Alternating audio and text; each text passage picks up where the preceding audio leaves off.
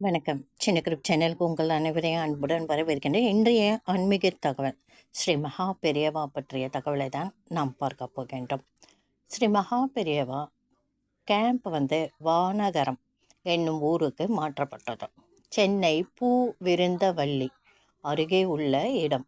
அந்த அந்த காலத்தில் இப்போ இருக்கிற மாதிரி ரொம்ப கூட்டமாகவும் கார் மோட்டார் சைக்கிள்னு பிஸியாகவும் இருக்காது.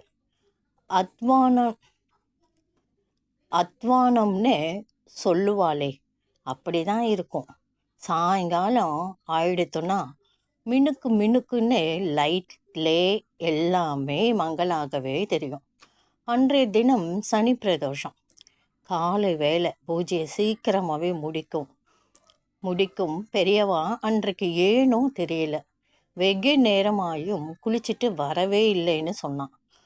எனது அம்மாவின் அப்பா தாத்தா ஸ்ரீ மடத்தில் முத்ராதிகாரி, அகர கொந்தகைன்னு நன்னிலம் அருகே உள்ள கிராமத்தில் இருந்தார்.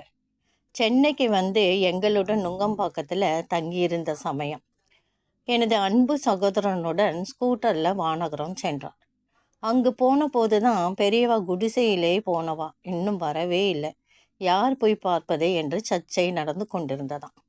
அதில் ஒரு மட சிப்பந்தி வயதேறிய எங்கள் தாத்தா உள்ளே எட்டி பார்த்து வரட்டும்னு சொல்ல, அவரும் முதலை மறுத்த போதிலும் பிறகு ஒப்புக்கொண்டு கீத்து தட்டியே, அதாவது கீத்துனா அந்த ஓலை இருக்கும் இல்லைங்களா, அந்த தென்னைமர கீத்து, அதுதான். அது வச்சு தான் கதவு அந்த கதவை தான் தட்டியே தள்ளிட்டு உள்ளே பார்த்துருக்கா. உடனே வெளியே பெரியவா அங்கு இல்லவே இல்லை என்று சொல்ல, மடத்தின் சிறிது நேரம் சலசலப்பான பேச்சு நடந்ததாம். யாருக்கு கையும் ஓடலை காலும் ஓடலை, அங்கு தேடுங்கள் இங்கு தேடுங்கள் என்று ஒரே பரபரப்பாக எடுத்து. அந்த சமயம் பார்த்து பெரியவா அதே கீத்து கொட்டகை உள்ளே இருந்து வெளியில் வராராம். முதல் முறையா என் தாத்தாவை கிட்ட அழைத்தே நீ ஏன் எட்டி பார்த்தாய் என்று கேட்க, அவரும் மற்றவர்களுடைய தொந்தரவு பொறுக்காமல் பார்த்ததாகவும் தன்னை மன்னிக்கும்படியும் சொன்னதின் பேரில் பெரியவா சிரித்து கொண்டே, நான் அங்கு இருந்தேனா, நீ என்ன பார்த்தாய் என்று கேட்க, தண்டம் கமண்டலம் தர்பாசனம் எல்லாம் இருந்தது, ஆனால் பெரியவா மட்டும் இல்லைன்னு சொன்னாராம். இல்லை, நான் அங்கிருந்து தானே வந்தேன், அதோடு கூட நான் உன்னை பார்த்து தானே நீ ஏன் எட்டி பார்த்தாய்ன்னு கேட்டேன்னு அடுக்கினார். என் தாத்தாவுக்கு என்ன சொல்வதென்றே புரியல.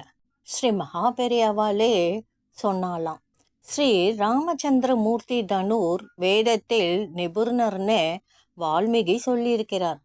தனூர் வேதம்னா உடைய ஊனக்கண்களுக்கு தெரியாமல் போக சித்தியினால் சாதிப்பது. மேலும் அமெரிக்காவில் நடந்து கொண்டிருக்கும் சம்பவங்கள் கூட இருந்த இடத்திலிருந்தே தெரிந்து கொள்ள முடியும். இப்படி தான் ஸ்ரீ அன்னை கூட எங்கிருந்தாலும் எந்த ஊரில் என்ன நடக்குதுன்றது அவங்களுக்கும் தெரியும். எல்லாத்துக்கும் அம்பிகையின் அருள்தான் காரணம்னு முடித்தாராம்.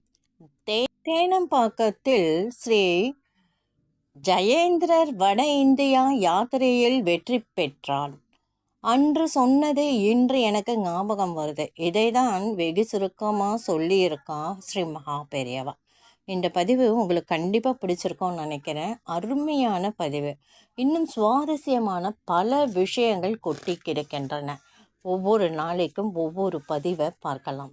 அடுத்து நாளை பதிவில் கருணை கடல் ஸ்ரீ மகா பெரியவா பற்றி நாளை பதிவில் பார்க்கலாம். இன்றைய பதிவு உங்களுக்கு பிடிச்சிருந்தால் லைக் பண்ணுங்கள், ஷேர் பண்ணுங்கள், சப்ஸ்கிரைப் பண்ணுங்கள், கமெண்ட் பண்ணுங்கள். நன்றி.